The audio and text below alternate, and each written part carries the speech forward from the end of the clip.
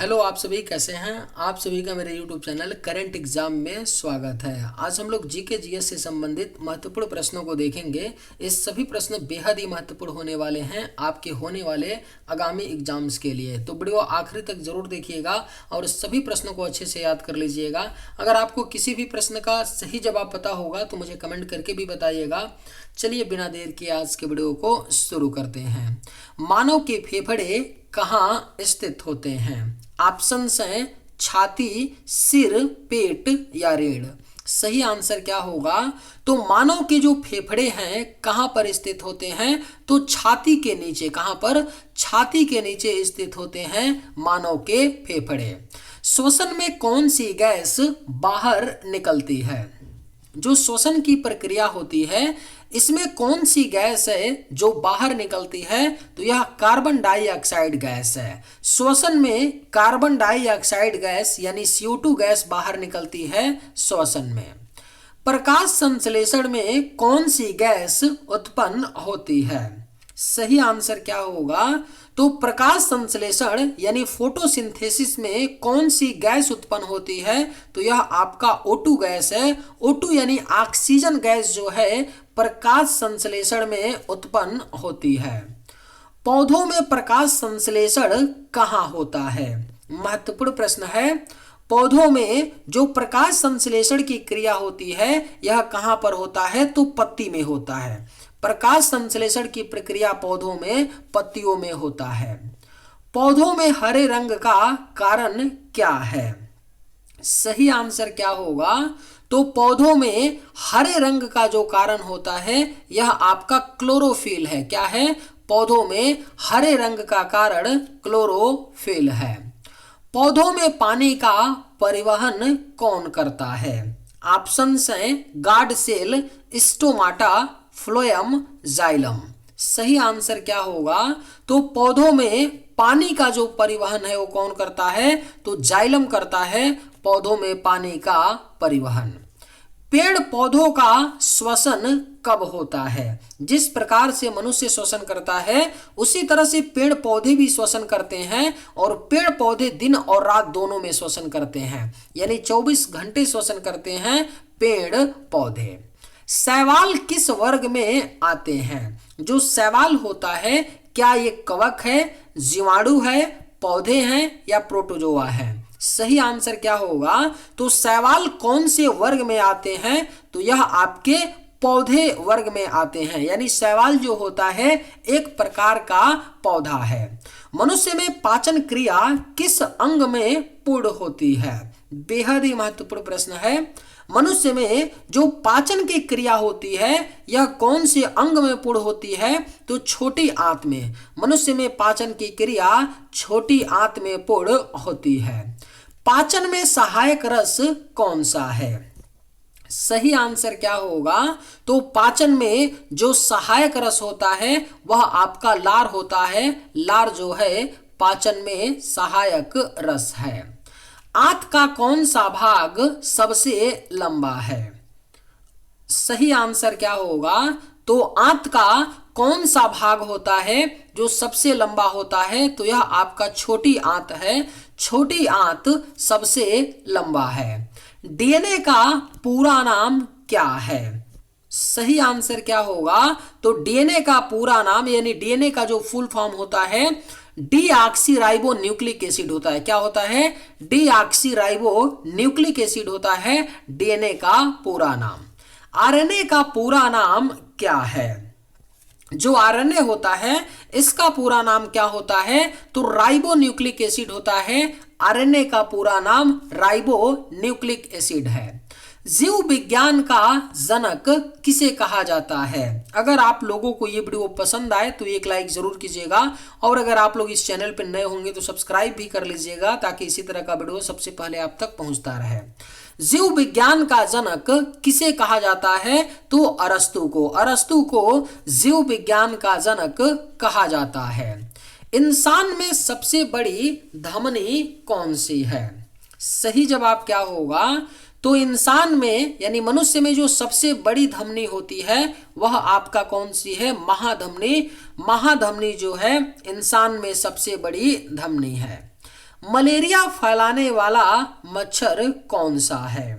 Right answer क्या होगा? तो मलेरिया को फैलाने वाला जो मच्छर है यह आपका एनाफ्लिज मच्छर है। जो मादा एनाफ्लिज मच्छर होता है वह क्या है? मलेरिया को फैलाता है। डेंगू फैलाने वाला मच्छर कौन सा है? राइट आंसर क्या होगा? तो डेंगू बीमारी फैलाने वाला जो मच्छर होता है वह एडिस इजिप्टी मच्छर जो है डेंगू को फैलाता है। हैजा का कारक कौन है? यानी हैजा किसके कारण होता है? वायरस के कारण, प्रोटोजोआ के कारण, कवक के कारण या बैक्टीरिया के कारण? तो सही आंसर क्या होगा? जो हैजा बीमारी होती है यह दूषित जल से होती है, दूषित जल पीने से होता है हैजा बीमारी। और ये किसके कारण होता है? तो बैक्टीरिया के कारण, बैक्टीरिया के कारण जो है हैजा होता है। इंसुलिन किससे संबंधित है? ऑप्शंस हैं पाचन, रक्त शर्करा, रक्तचाप या दृष्टि। करेक्ट आंसर क्या होगा? तो इंसुलिन किससे संबंधित है? तो यह आपका रक्त शर्करा से। किससे? रक्त शर्करा से संबंधित है इंसुलिन। मधुमेह किसके कारण होता है? जो मधुमेह बीमारी होती है जिसको डायबिटीज बोलते हैं, यह किसके कारण होता है? तो इंसुलिन की कमी, मधुमेह जो है इंसुलिन की कमी के कारण होता है। रक्त का लाल रंग किसके कारण होता है? बेहद ही महत्वपूर्ण प्रश्न है। रक्त का जो रंग लाल होता है यह किसके कारण होता है? तो हीमोग्लोबिन के कारण। रक्त में हीमोग्लोबिन की उपस्थिति के कारण रक्त का रंग लाल होता है। रक्त का पीएच मान कितना होता है? सही आंसर क्या होगा? तो रक्त का जो पीएच मान होता है वह 7.4 होता है। कितना होता है? रक्त का पीएच मान 7.4 होता है। मस्तिष्क की सुरक्षा किससे होती है? सही आंसर क्या होगा? तो मस्तिष्क की जो सुरक्षा होती है यह आपका खोपड़ी से। किससे होती है? मस्तिष्क की सुरक्षा खोपड़ी से होती है। विटामिन बी1 की कमी से कौन सा रोग होता है? अगर आप लोगों को ये वीडियो पसंद आए तो एक लाइक जरूर कीजिएगा, और अगर आप लोग इस चैनल पर नए होंगे तो सब्सक्राइब भी कर लीजिएगा। विटामिन बी1 की कमी से कौन सा रोग होता है? तो यह आपका बेरी रोग है। विटामिन बी1 की कमी से बेरी रोग होता है।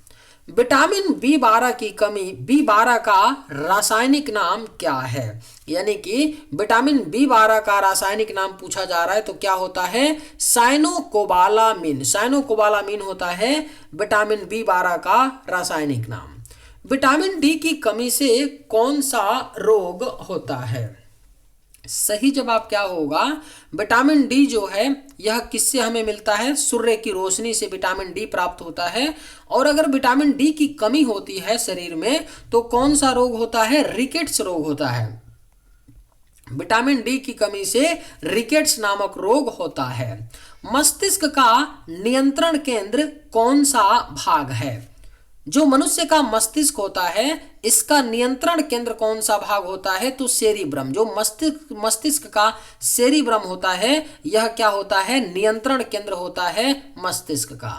पाचन की क्रिया कहां से प्रारंभ होती है? सही आंसर क्या होगा? तो पाचन की जो क्रिया होती है यह आपका मुंह से। कहां से? मुंह से प्रारंभ होती है पाचन की क्रिया। हृदय का स्पंदन किससे नियंत्रित होता है? बेहद ही महत्वपूर्ण प्रश्न है। हृदय का स्पंदन यानी जो हमारा दिल धड़कता है यह किसके द्वारा नियंत्रित होता है? तो SA नोड के द्वारा, है ना। हृदय में एक ऐसे नोड होता है जिसको साइनो एंट्रिकल नोड बोलते हैं, इसके द्वारा हृदय का स्पंदन नियंत्रित होता है। रक्तचाप मापने का यंत्र कौन सा है? ऑप्शंस हैं बैरोमीटर, हाइग्रोमीटर, थर्मोमीटर या स्फिग्मोमैनोमीटर। सही आंसर क्या होगा? तो रक्तचाप को यानी बीपी ब्लड प्रेशर को मापने का जो यंत्र होता है यह स्फिग्मोमैनोमीटर है। स्फिग्मोमैनोमीटर के द्वारा रक्तचाप को मापा जाता है। लाल रक्त कणिकाएं कहाँ बनती हैं? जो लाल रक्त कणिकाएं होती हैं RBC होती हैं, ये कहां पर बनती हैं? तो यह बोन मैरो में। कहां पर? बोन मैरो में बनती हैं लाल रक्त कणिकाएं। ऑक्सीजन का परिवहन किससे होता है? शरीर में ऑक्सीजन का जो परिवहन होता है यह आरबीसी के द्वारा, आरबीसी यानी रेड ब्लड सेल्स के द्वारा ऑक्सीजन का परिवहन होता है। मस्तिष्क का वजन कितना होता है? एक वयस्क व्यक्ति के जो मस्तिष्क का वजन होता है वह 1.4 किलोग्राम, कितना होता है? 1.4 किलोग्राम होता है मस्तिष्क का वजन। स्तनधारियों में हृदय किस प्रकार का होता है? जो स्तनधारी होते हैं उनमें हृदय किस प्रकार का होता है? तो 4 कक्षीय, कैसा होता है? 4 कक्षीय होता है स्तनधारियों में हृदय। मानव में सबसे छोटा ग्रंथि कौन सी है? बेहद ये महत्वपूर्ण प्रश्न है। मानव में जो सबसे छोटा ग्रंथि होता है यह आपका पीनियल ग्रंथि है। पीनियल ग्रंथि मानव में सबसे छोटा ग्रंथि है। एचआईवी वायरस शरीर के किस भाग को प्रभावित करता है? जो एचआईवी वायरस होता है ना, एचआईवी वायरस जो है शरीर के डब्ल्यूबीसी को प्रभावित करता है। किसे? डब्ल्यूबीसी को एचआईवी वायरस प्रभावित करता है। तपेदिक टीबी जीवाणु की खोज किसने की थी? सही आंसर क्या होगा? तो तपेदिक जीवाणु की जो खोज है यह रॉबर्ट कोच ने किया था। किसने किया था? रॉबर्ट कोच ने तपेदिक जीवाणु की खोज की थी। पोलियो का कारण क्या है? यानी जो पोलियो बीमारी होती है किसके कारण होता है? तो यह वायरस के कारण होता है। पोलियो किसके कारण होता है? वायरस के कारण होता है। अगर भारत की बात करें तो भारत पोलियो मुक्त है। पोलियो मुक्त यानी कि पोलियो की बीमारी भारत में नहीं है। अपना पड़ोसी देश पाकिस्तान है, आज भी क्या है?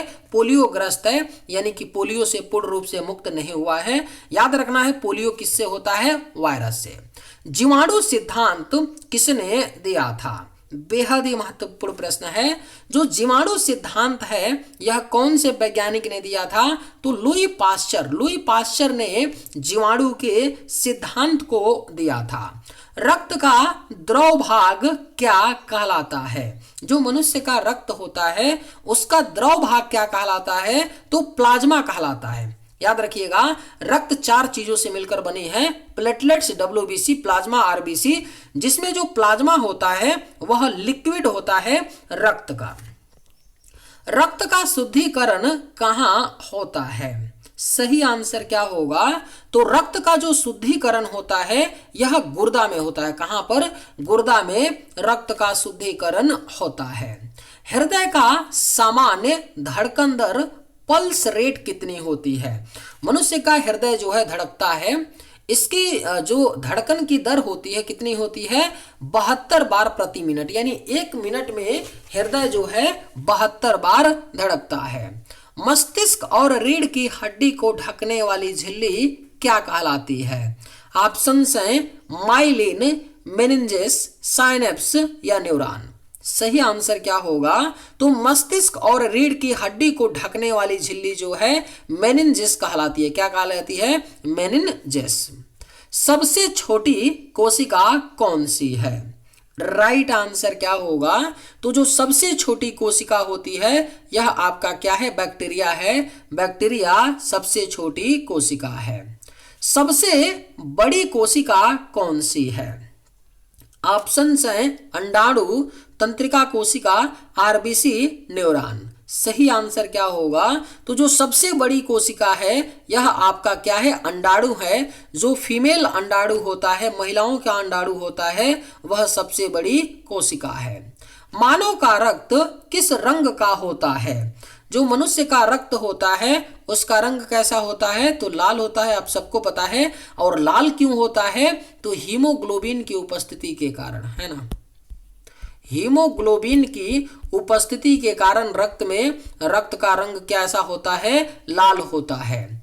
रक्त में डब्ल्यूबीसी का कार्य क्या है? जो रक्त में डब्ल्यूबीसी होता है, व्हाइट ब्लड सेल्स होता है, इसका काम क्या होता है? रोग प्रतिरोध होता है, यानी कि शरीर को रोगों से बचाने का काम करता है डब्ल्यूबीसी। प्लेटलेट्स का कार्य क्या है? जो रक्त में प्लेटलेट्स होता है इसका काम क्या होता है? तो थक्का जमाना, है ना। रक्त का थक्का जमाना होता है प्लेटलेट्स का कार्य। बनारस हिंदू विश्वविद्यालय की स्थापना कब की गई थी? सही आंसर क्या होगा? तो बनारस हिंदू विश्वविद्यालय यानी बीएचयू की स्थापना जो है, बनारस हिंदू यूनिवर्सिटी की स्थापना 1916 में हुआ था। और किसने किया था? मदन मोहन मालवीय ने। इनका नाम याद रखिएगा, किसने किया था? मदन मोहन मालवीय ने बनारस हिंदू विश्वविद्यालय की स्थापना की थी। भारतीय संविधान के किस अनुच्छेद में राष्ट्रपति पर महाभियोग लाने की प्रक्रिया प्रदान की गई है? महाभियोग लाया जाता है राष्ट्रपति को उसके पद से हटाने के लिए। यह किस अनुच्छेद में प्रावधान है? अनुच्छेद 61 में। संविधान के अनुच्छेद 61 में राष्ट्रपति पर महाभियोग लाने की जो प्रक्रिया दी गई है, यह आपका अनुच्छेद 61 में है। चलिए आज के वीडियो में बस इतना ही। अगर आप सभी को ये वीडियो पसंद आए तो एक लाइक जरूर कीजिएगा। थैंक्स।